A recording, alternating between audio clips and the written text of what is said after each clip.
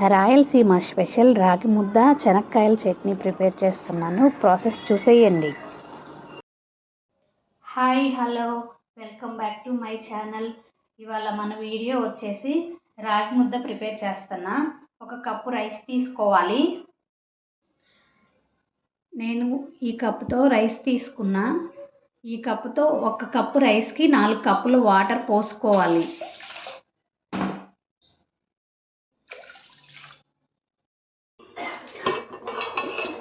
అన్నం మెత్తగా ఉడికేంతవరకు ఉడకపెట్టుకోవాలి. అన్నం ఇలా మెత్తగా ఉడికిపోయింది. 1 కప్పుకి 1/2 కప్పు రాగి పిండి పోసాను. ఇలా మెత్తగా ఎనుపుకోవాలి.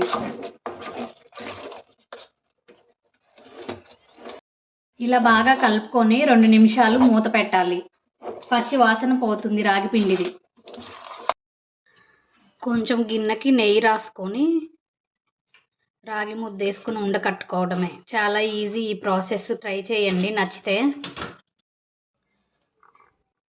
ఇలా అనుకుంటే ఉండైపోతుందండి. ఉండగట్టుకోవటం చాలా ఈజీ.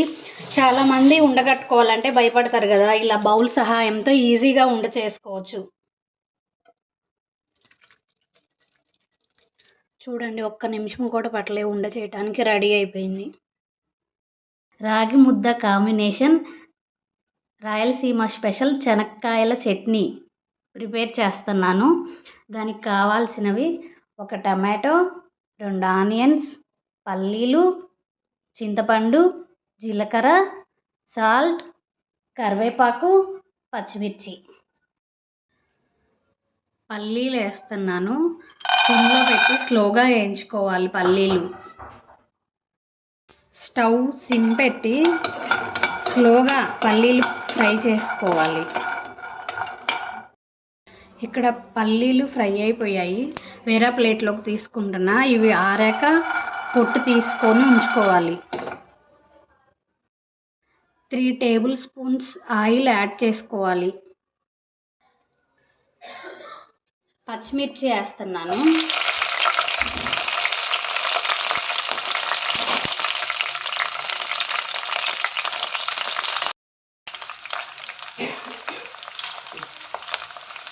ఆనియన్, టమాటో, చింతపండు,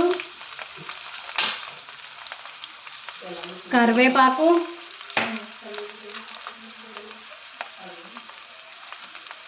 పసుపు, జీలకర్ర,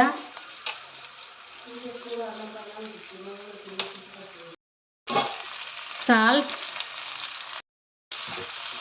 ఒకసారి ఇలా కలుపుకోవాలి. మగ్గాలి ఇవి. మూత పెట్టి మగ్గపెట్టాలి. మగ్గిపోయాయి. స్టవ్ ఆఫ్ చేసుకోవాలి.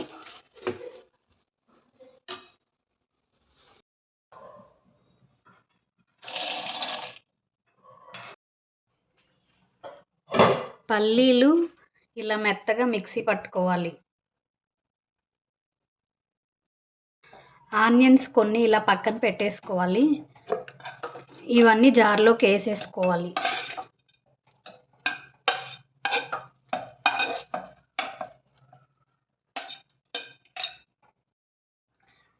కొన్ని వాటర్ పోసుకోవాలి.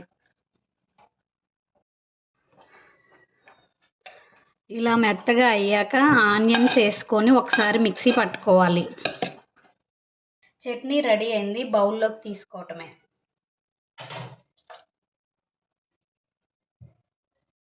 రాయలసీమ స్పెషల్ రాగి ముద్ద చెనక్కాయల చట్నీ రెడీ అయిపోయింది. సూపర్ ఉందండి.